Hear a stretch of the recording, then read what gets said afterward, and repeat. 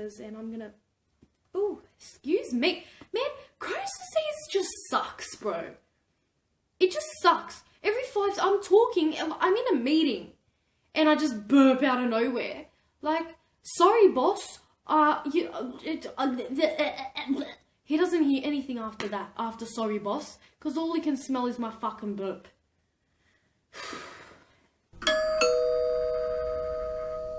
Today, I'm gonna show you my new shoes. Dude, they have sparkles. Sparkles. Are you effing joking? Sparkles.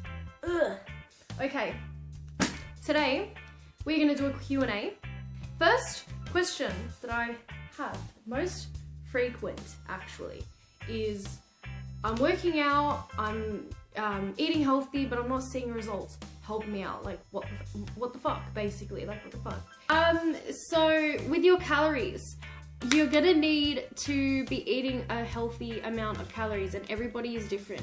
It depends on your BMI, your weight, your height, your age, your activity levels, you know, all of this stuff in combined. And I'll leave a link in the description box on how you can calculate your actual healthy calorie intake if you want to lose weight, if you want to gain weight, whatever your goals are. I'll link down below, click it, find out, and then that way you're able to start this journey and really understand your body and what it needs and what you need to be giving it, and it just makes it a whole lot easier, so you're not running around blind thinking, I'm working out but I'm not making any results. Well, maybe it might be because either you're eating too much food or you're not eating enough, and it's just a good way to just get your head around things, because like anything, you got to do research and you got to really, you know, learn about what you're doing, because your body is,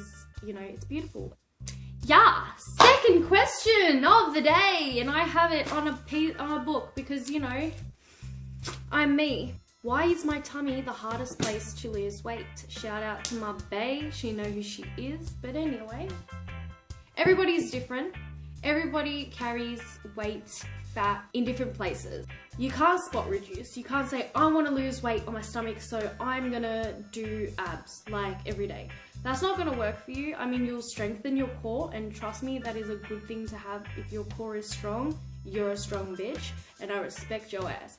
But that's not going to make you lose weight in your stomach. You're gonna need to cut your calories. And I hate saying cutting your calories because it just sounds like I'm saying starve yourself, you know, let's get on the Barbie diet, let's freaking eat like a freaking bird. Like, that's not what I'm saying at all. Enjoy yourself. If you want a pizza, fucking have that pizza.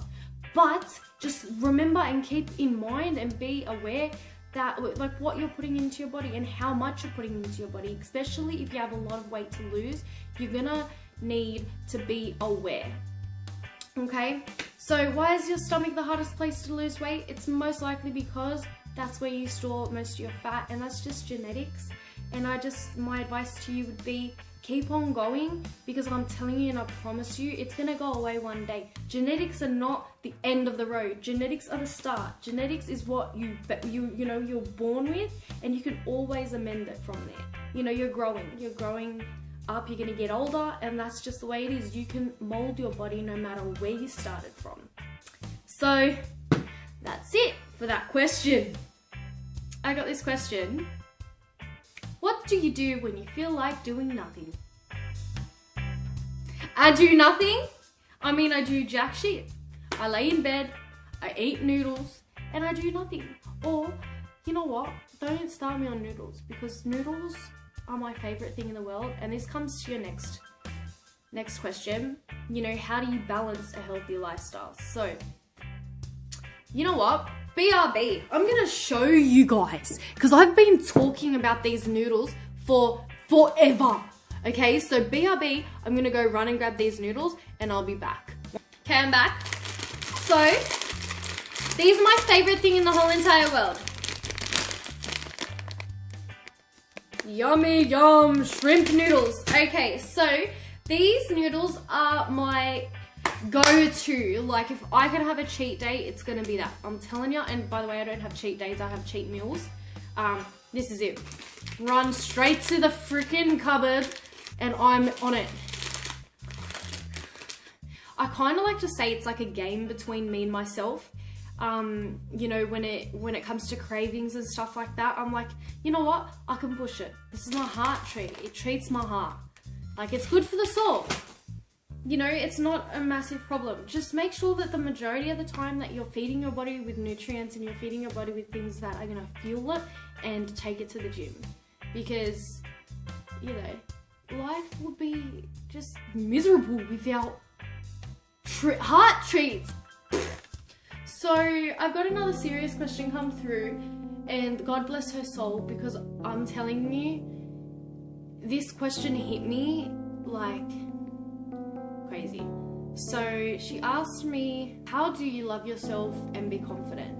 When she said that to me, I was like, oh, Habibi, come here. And I just felt like so like, oh my God, like, it sucks that people go through things like that. And I mean, my whole body just got shivers. Anyway, I was there one day. I really was. And I'm sure if you know me and you knew me back in the days, you'd know I didn't have a very pleasant lifestyle, let's say. You know, I was always in dramas. I was just having dramas on dramas. And I would say that I always did have a strong front. You know, these days, I look back and I'm like, God, if I could just talk to that, you know, 14-year-old, like, my dad broke my heart before anyone else could, I'll admit that. And a lot of girls out there have the same experiences. But I've come to realize that your life is so important. Your actual soul, your actual being, your whole life, it's so important. And these things, and I'm not going to say little, because a lot of people have gone through major traumas and they've still gotten out of it. And for me to see that and be like, holy crap, like, damn, that girl just lost her mother, and she 2, 3, 4, 10 years, however long later, she got herself out of it, and she is full of love, and that's what she, you know, she makes her life about it. You know, like, now I know this woman, she lost her mum at the age of 12. Now she's 40 something, in her 40s, and she's a spiritualist. Like, she's a spiritualist, and she teaches people about God, and she teaches people about your soul and how to love yourself. And you know, like, it just goes to show you that there are no victims in this world, and everyone was born for a purpose, and everyone is beautiful. Every single person is beautiful, and no matter what the society shows or says or, you know, portrays, and what people say about you, none of that matters. Like, you go to sleep at night with you and your soul. Like, I know you hear this all the time, you die, it's just you know, when you die, but think about it this way, you go to sleep every night and it's just you and your soul. You want to have a good sleep, you want to recover during your sleep, you want to wake up the next morning feeling amazing, and all you got to do is literally just feel amazing. Tell yourself it's going to be okay, because it always will be okay. Every single day of your life that you wake up is a new day, and it's a brighter day than yesterday. I know I'm getting all like mushy and stuff, but I swear to God, yeah, of course you get your bad days, but I've literally tested it out. Like I told you, a game with myself, I've tested it out and it works. Just tell yourself you're gonna be okay. Tell yourself that it's gonna be fine, and push through it. Maybe get a lift in or something. Just try it. Just try it, and you'll start to see your self-esteem and your confidence and your self-healing and your self-love. It all just comes together when you start taking care of yourself, like really taking care of yourself. You just gotta believe it. You gotta believe in yourself, and you gotta tell yourself that you love yourself, even if nobody else does. So, yeah.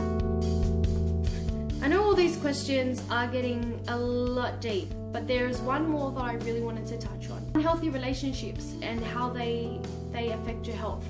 I wanted to touch on this because I have experienced a very unhealthy relationship, and I'll admit it really did affect my health. Physically, I had put on 10 kilos. 10 kilos. Like, what? 10 kilos? That's heavy, bro. Like, try and carry a 10 kilo ball and walk around the street. Like, that's a lot of freaking weight. 10 fucking kilos. And, you know, it's just crazy how a man or a relationship, let's say, can consume you. Young, you're just trying to find yourself, you're just trying to love yourself, and then you love somebody else and you just lose control of taking care of yourself, and it stuffs you up mentally. It stuffs you up, and it makes you get out of it. Like, hopefully you get out of it, and then one day after, when you're looking back, you're like, holy crap, I wasted so much of my love on this person. I don't know if I'm going to be able to love again. And it sucks, because you're like, I've lost all my own love to myself, and now I just can't trust anyone ever again. And then you go into this hole and things just spiral down, and I just wanted to let you guys know it doesn't have to be that way. I mean, with this one particular relationship, for a very long time, it was on and off, and every single off that I'd have, I was regretting it. Like, oh my god, I just want to get back with them. Like, I feel so incomplete. Until the last time, it was early this year, when we finally broke up, like after the 17th time. This time I finally realized, and I'm telling you, it was like I was talking to God. I heard in my head, it's your turn now. That's what I heard. It's your turn now. And I knew exactly what that meant. And I knew that it meant it's my turn now to love myself.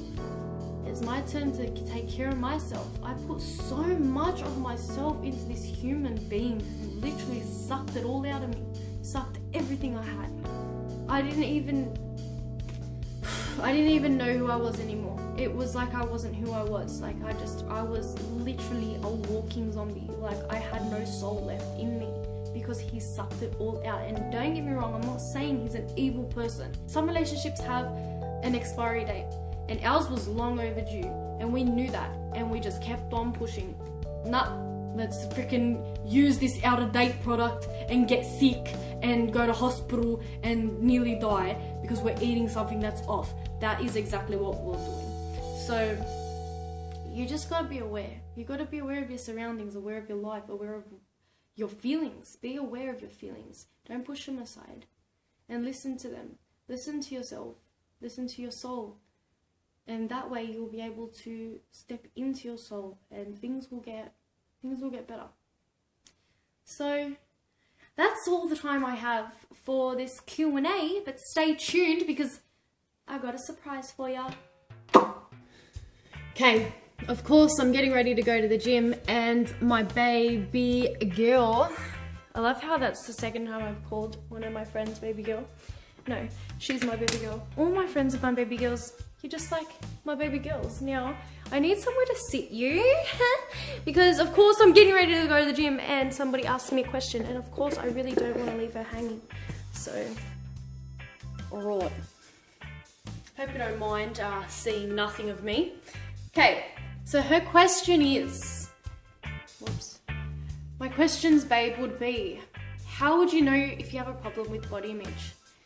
Well, body image problems, if you're looking at yourself and you're not happy, and you're looking at yourself and you're being like, you know, ugh, or if somebody comments on your body and, you know, gives you a compliment and you're like, oh, you're a liar, like shut up, or no, I'm not, or this and that, those are signs of some body image issues. And if you're just not happy when you look at yourself, I guess, those are some, I really gotta like, ow, like look at the shit I'm doing for you guys. Look at the way I am standing. Just to answer a question. Cause my camera does not have a flip top, and that is what I need. And I don't have a thing yet either. Okay, my camera has no room left, so I gotta make this quick. Okay, so Question 2. What do people who train for 5 to 6 days a week get compared to people who don't have much time and tend to train 2 to 3 times a week? Who benefits more? So that's a really good question, actually. It really depends. I mean, obviously, the more you're burning calories, the quicker you're going to make results. But that doesn't necessarily mean that somebody who trains only 3 days a week is gonna, take longer than someone who's training 5 days a week. Because that person training 3 days a week could effing kill it and smash it every single time they go. So really, it just depends on what you do with that time. It's not really how many times you go. Are carbs our friend or foe? Well, my darling, I love you for asking that question, because if friends were our foe, fitness would not be my life. Fitness would not be my friend. I would hate life if carbs were my foe, because unfortunately, I am Lebanese/Spanish, and all I like to eat is carbs. Have you not tasted Lebanese bread? I'm sorry, Lebanese bread. Have you not tasted, what's it called? Sambusik. Have you not tasted hummus? Like, I'm sorry, carbs are your friend. You need carbs to fuel your body. Like, bananas are carbs. Fruit is carbs. Vegetables are carbs. It just depends on how much you're having. Don't go overboard like I used to with 7 servings of rice. Just don't do it. You just be wary, like I said before. Okay, love you, leave you, show my ass to you. I'm joking.